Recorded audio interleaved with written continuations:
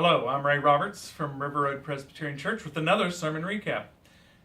This last Sunday, we continued our sermon series called Promises, Promises. In this sermon series, we are looking at the biblical covenants.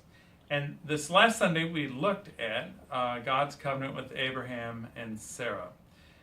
We noted in previous sermons how they have an inclusive and universal dimension to them.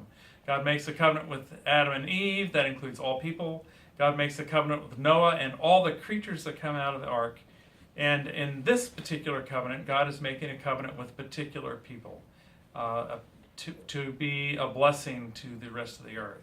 They are blessed to be a blessing. And so the first thing we really noted is that even though God's called a particular people, God's concern continues to be inclusive of all people and all creatures. They're blessed to be a blessing.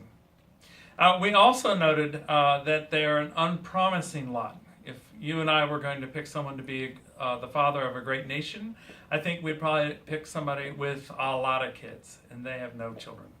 The other thing is you might say, well, what about the inside? God looks on the inside, but they've got a lot to learn.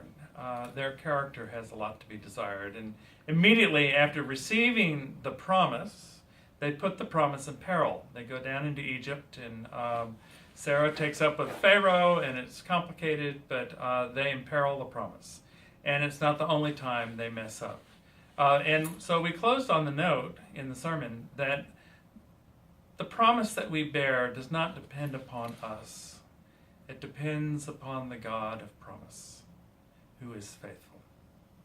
I hope you join us this next coming Sunday. Andrew Whitehead will be preaching on a sermon based out of Numbers.